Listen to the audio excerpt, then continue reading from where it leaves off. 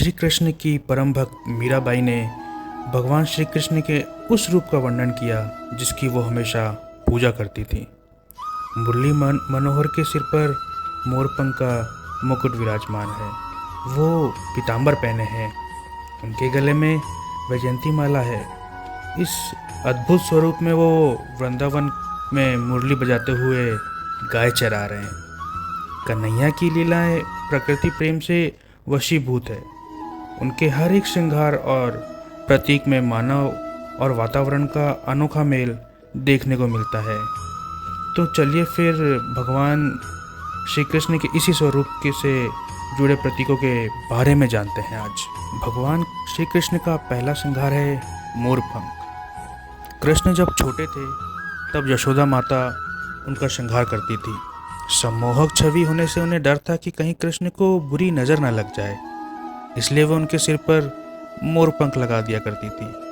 कृष्ण ने अपनी माँ की चिंता दूर करने के लिए हमेशा उसे अपने मस्तक पर जगह दी। मोरपंख में सुंदरता और आकर्षण भी होता है।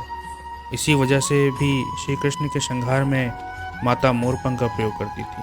श्री कृष्ण का दूसरा श्रृंगार है वैजयंती माला।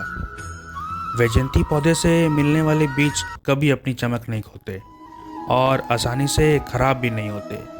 लंबे समय तक एक जैसे बने रहने के कारण इन बीजों की माला बनाई गई। इन अक्षय बीजों से बनी श्वेत माला को लक्ष्मी स्वरूपा होने के कारण शुद्धता, पवित्रता और वैभव का प्रतीक माना जाता है। जब लक्ष्मी जी ने भगवान विष्णु का वरण किया तो वैजयंती माला भगवान को पहना दी। इसलिए विष्णु अवतार श्री कृष्ण वैजयंती माला हमेशा पहने रहते हैं। भगवान कृष्ण का तीसरा श्रृंगार है चंदन तिलक। जब श्री कृष्ण का नामकरण संस्कार हुआ तब महर्षि गर्गाचार्य ने उनको सबसे पहले आशीर्वाद के तौर पर चंदन का तिलक लगाया और उनका नामकरण किया। इसके बाद से जब भी माता यशोदा कृष्ण का श्रृंगार करती तो उन्हें चंदन का तिलक लगाती। श्री कृष्ण ने अपने गुरु से मिला पहला आशीर्वाद हमेशा अपने साथ रखा। चंदन की सुगंध तनाव दूर कर प्रसन्नता देती है। इसकी सुगंधता से एकाग्रता भी बढ़ती है। इसलिए आज भी छोटे बच्चों को चंदन का तिलक लगाना शुभ माना जाता है। भगवान श्री कृष्ण का चौथा श्रृंगार है पीतांबर। भगवान पीतांबरधारी इसलिए हैं क्योंकि हमारी संस्कृति में पीले रंग को सूर्य के तेज के समान उत्साहवर्धक और उत्तम स्वास्थ्य देने वाला माना जाता है। यही वजह है कि सभी शुभ अवसरों पर हल्दी का इस्तेमाल होता है।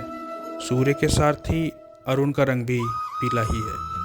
अग्निदेव भी पीता वर्ण है। पीला रंग जागृति और कर्मठता का प्रतीक है।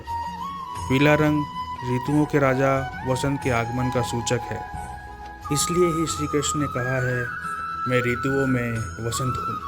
भगवान कृष्ण का चौथा श्रृंगार है उनकी बांसुरी।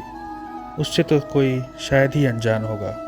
भगवान कृष्ण के हाथों में बांसुरी एक विजयी मधुर स्वर का प्रतीक है।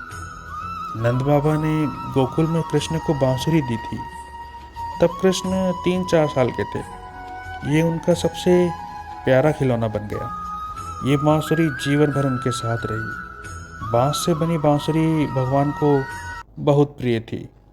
इसे वंशी, वेणु, वंशिका और मुरली भी कहा जाता है। बांसुरी का स्वर मन और मस्तिष्क को शांति देने वाला होता है। श्री कृष्ण की गायों से मित्रता तो सभी जानते हैं। श्री कृष्ण का जीवन गायों के साथ ही बीता क्योंकि उस समय यदुवंशी गाय पालने का काम करते थे।